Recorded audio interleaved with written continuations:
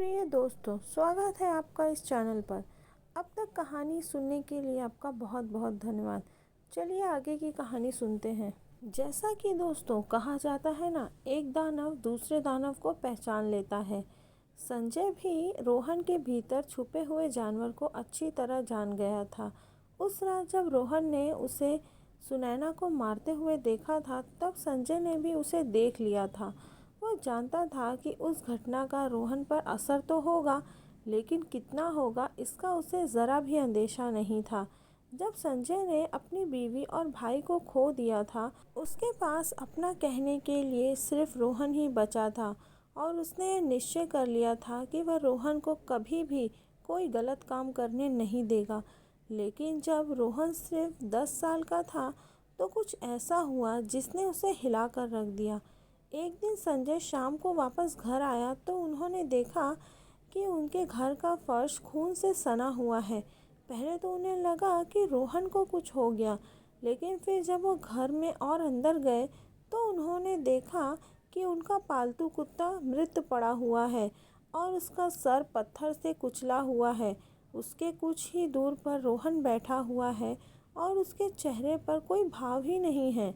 संजय ने जब रोहन से पूछा कि क्या उसने यह किया है, तो रोहन ने संजय को बताया कि जब उसने कुत्ते को पट्टे से बंधा हुआ देखा तो उससे रहा नहीं गया और उसे बाहर से पत्थर लाकर उसका सिर कुचल दिया।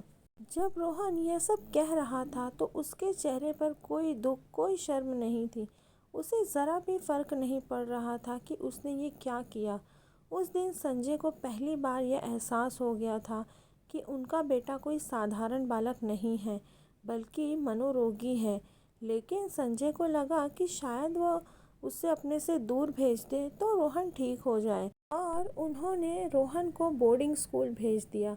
कुछ समय तक वहाँ सब ठीक चला, लेकिन फिर एक घटना हुई जिससे संजय को रोहन की सच्चाई को मानना ही पड़ा। हुआ ये कि रोहन तब 16 साल का हो चुका था और उसका बोर्डिंग स्कूल में आखिरी साल चल रहा था। एक दिन वह अपनी स्कूल बस में स्कूल से वापस आ रहा था। उसका हॉस्टल बस आने ही वाला था और बच्चे बस के गेट के पास खड़े हुए थे। तभी एक बच्चा जो गेट के सबसे आगे खड़ा हुआ था, चलती हुई बस से नीचे गिर जाता है और उसी समय बस के बगल से निकल रही एक तेज़ रफ्तार की गाड़ी उसके ऊपर से गुजर जाती है, जिससे उसकी वहीं मौत हो जाती है। सबको लगा कि यह एक्सीडेंट था और उस बच्चे का पाँव फिसल गया होगा और बस का गेट खुला होने के कारण वह नीचे गिर गया होगा। लेकिन तभी रोहन का एक साथी सामने आया और उसने कहा कि उसने रोहन को उस लड़के को धक्का मारते हुए देखा था, जिसके कारण वह बच्चा बस से गिर गया था। लेकिन उस लड़के के बयान के अलावा और कोई सबूत नहीं था कि रोहन ने उससे धक्का दिया था।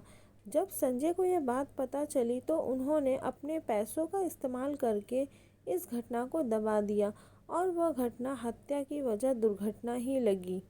स्कूल खत्म होने के बाद संजय ने रोहन को घर वापस बुला लिया। रोहन की इच्छा थी कि वह और आगे पढ़े, लेकिन संजय को लगा कि रोहन को अपने घर से दूर रखने में बहुत खतरा है और इसलिए उन्होंने रोहन के नाम से उस जिले में मॉल खोला और उसका संचालन रोहन के हाथों में दे दिया। पर्यटन स्थल होने के कारण संजय ने रिजॉर्ट और होटल भी खोले और उन सभी का संचालन रोहन को दे दिया। फिर कुछ सालों बाद संजय ने रोहन की शादी भी कर दी। संजय को लगा कि रोहन अपने धंधे और परिवार में व्यस्त रहेगा तो शायद वह ठीक हो जाए, लेकिन हम चाहे कितनी भी कोशिश कर लें, हम अपनी अंतर्निहित प्रकृति को नहीं बदल सकते। रोहन ने जब संजय को फ़ोन करके बताया कि उसने सानिया को मार डाला है, तो संजय को सबसे पहले यह ख्याल आया कि वह इस घटना को दुनिया की नज़रों से छुपाएगा कैसे। रोहन ने जिस जगह सानिया को मारा था वह संजय के नाम पर थी और उस समय सुबह के 10 बज रहे थे। संजय को अपराधों को छुपाने में महारत हासिल थी और उसने रोहन को कहा कि सबसे पहले वह लाश को अपनी गाड़ी की डिक्की में डाल दे, क्योंकि दिन के समय लाश को ठिकाने लगाना खतरे को मोल लेना था। फिर संजय ने रोहन को निर्देश दिए। ऐसे ही रोहन करने लगा। संजय को पता था किसी अपराध में सबसे पहले फ़ोन की लोकेशन देखी जाती है, इसलिए उसने रोहन को नोएडा के प्रसिद्ध पर्यटक स्थलों पर सान्या के फ़ोन के साथ जाने को कहा। रोहन दिन भर सान्या के फ़ोन को जेब में रखकर तालाब, झरनों और अन्य पर्यटक स्थलों पर घूमने लगा, ताकि फ़ोन लोकेशन में यह प्रतीत हो कि सान्या उसी जगह दिन भर घूमती रही और उसके लिए ही वो वहाँ आई थी। फिर रोहन ने सान्या का पर्स देखा तो उसे यह पता चला कि सान्या उसके ही होटल में रुकी हुई थी। रोहन ने होटल जाकर रजिस्टर में सान्या का रूम चेकआउट किया और होटल में काम करने वाली एक महिला से कहा कि वह सान्या के कपड़े पहनकर होटल से निकले, ताकि होटल के सीसीटीवी में यह साफ दिख जाए कि उस रात सान्या जीवित थी और उसने होटल चेकआउट किया था। रात में रोहन सान्या की लाश को शहर के बाहर जंगल में एक सुनसान जगह पर ले गया और वहीं एक गहरे गड्ढे में उसकी लाश को गाड़ दिया। फिर उसके बाद रोहन सान्या का फ़ोन लेकर मुंबई वापस गया और पूरा दिन सान्या के घर के आसपास घूमता रहा, ताकि ऐसा प्रतीत हो कि सान्या वापस आ चुकी है। और करीब 2 दिन बाद रोहन ने सान्या का फ़ोन और सिम वहीं मुंबई में ही नष्ट कर दिया और वापस अपने नोएडा चले आया।